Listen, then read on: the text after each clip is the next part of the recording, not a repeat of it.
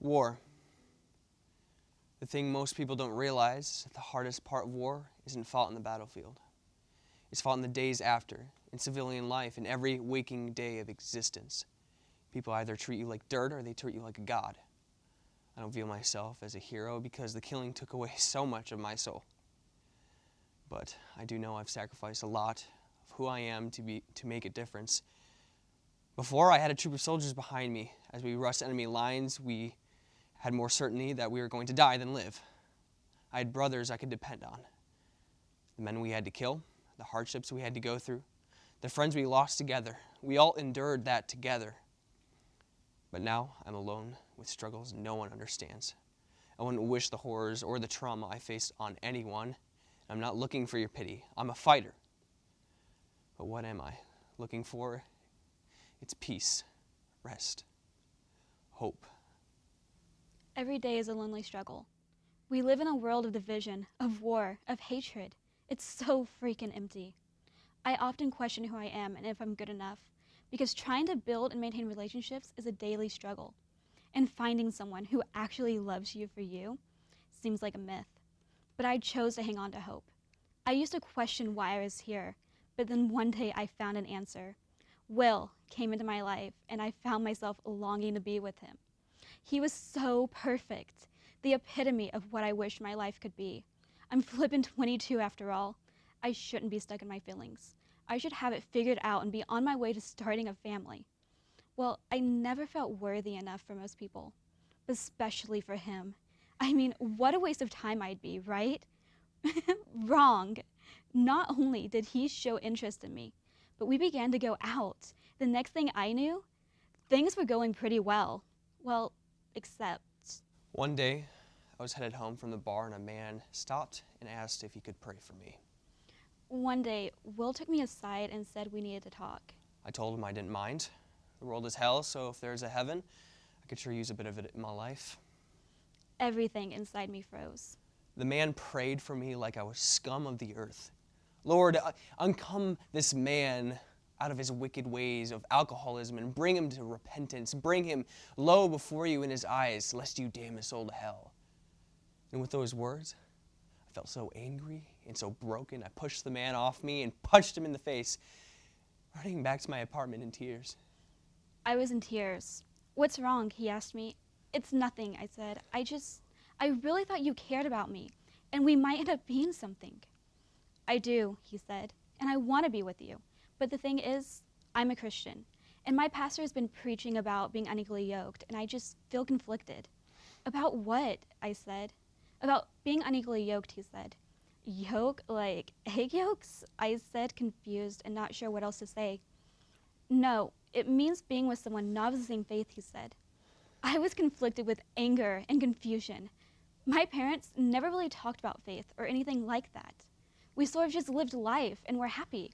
And to me, the idea of a God always seemed kind of weird. Like, hey, if there's a God, wouldn't we have figured it out by now? Or if he does exist, wouldn't he show himself or something? So I thought to myself, maybe this is him trying to show himself. Maybe this is it. Maybe this is it, I thought, with the pistol shaking in my hand. Then I threw a gun back in the drawer and slammed it shut. I'm a fighter, I screamed. I fell on the floor in tears, no one to call out to, and just began to shake harder as images rapidly started to flash through my mind. I gripped the bottom of my dresser, sweating.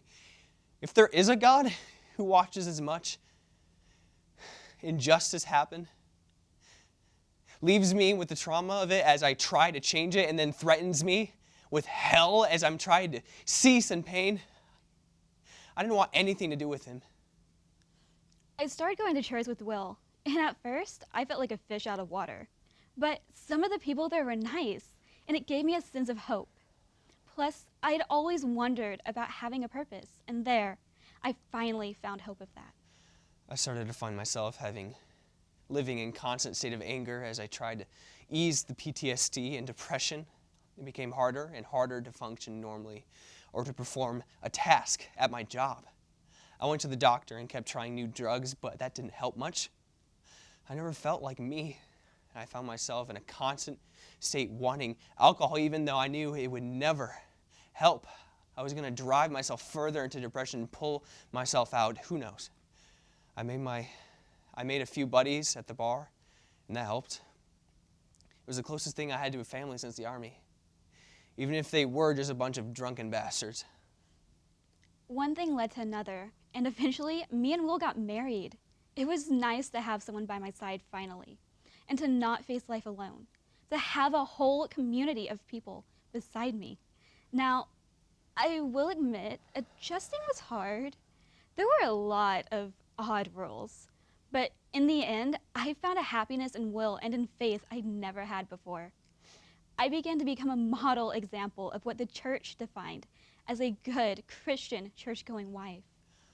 I finally felt like I had found a part of myself again. The part, I guess, could only be found in community.